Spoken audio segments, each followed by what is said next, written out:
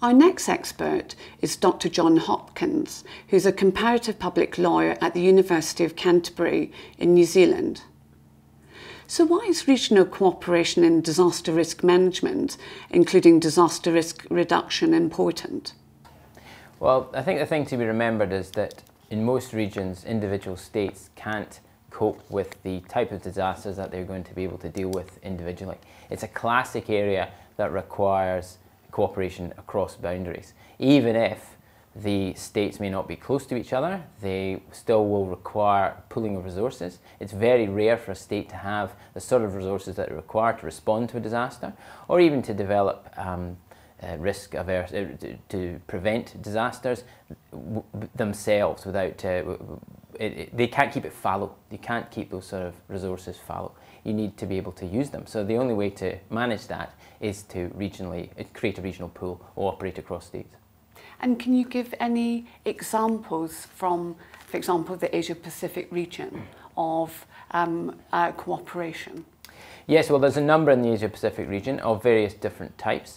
So you have, at the high end of the scale, you would see the ASEAN relationship, where you've got a formal regional organisation, which in the early 2000s created a specific organisation to deal with humanitarian disaster, the ASEAN Humanitarian Agency.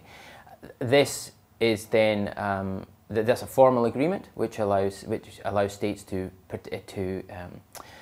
pool resources, to give specific resources to the organisation. It creates formal warehouses and other resources that individual states can call on in an emergency. So that's your classic formal relationship, formal organisation. Alongside that, you'll get a lot more informal types of regional cooperation. You'll find this particularly in the South Pacific region, where regionalism is quite weak, where regional cooperation is quite weak, but it's a highly disaster-prone region. And because of that, we've got a number of NGOs working in the region. We've got the Pacific Forum, and we've got a number of national aid agencies, particularly AusAid and New Zealand Aid, who operate as an informal network to deliver some of these resources. So what would you say are the principal differences between formal and informal disaster risk management regimes? I think in a perfect world, a formal relationship is better. A formal organisation is better. It allows you to deal with things, legal issues. For example, simple things such as visas. If you're in a disaster response environment, you need people to get there quickly. The last thing you want to be doing is arranging visas for those staff required. If you have a formal agency, a formal entity set up, those things can be dealt with in advance. In addition, you can ensure that there is standardization of procedures, simple things which we don't think about, that radios are compatible, for example, that the different equipment is compatible. In an informal arrangement, it's more difficult to do these sort of things because you don't have that secretariat, that body of expertise in place. However, reality means that you can't always have a formal regional structure. The politics of the region maybe make it difficult, or alternatively there may be practical problems. The region itself may not function very effectively as a unit.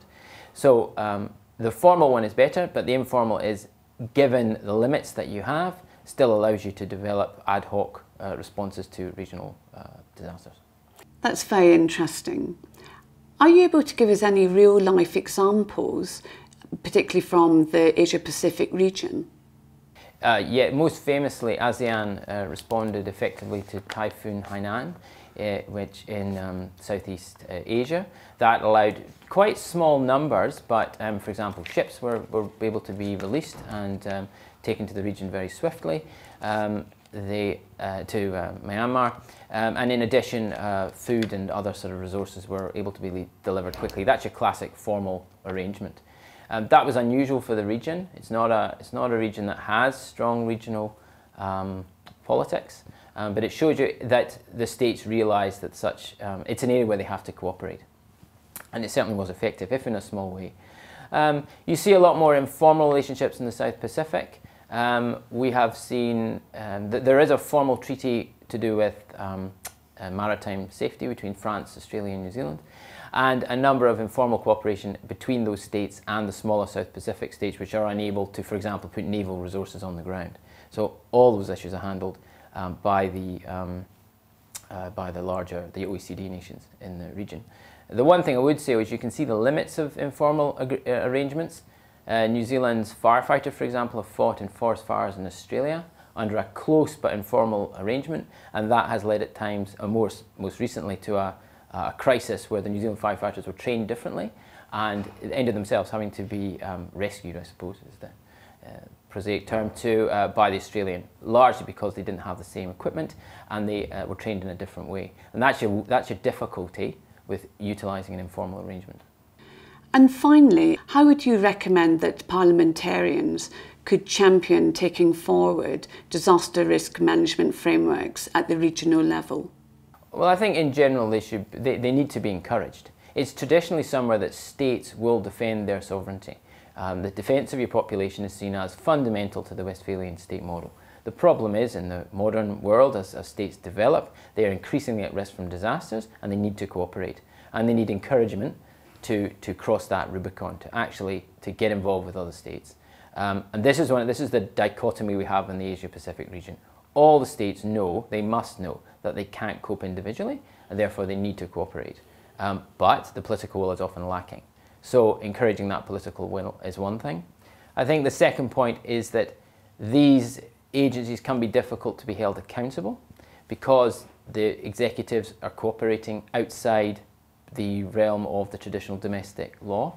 So I think parliamentarians have to be aware of that and have to be alive to the fact that they may have to treat their roles differently and to realise that they're dealing with regional organisations which are outside their traditional scope of competence. So that means they've got to upskill or keep close contact or close understanding of these new areas of policy development.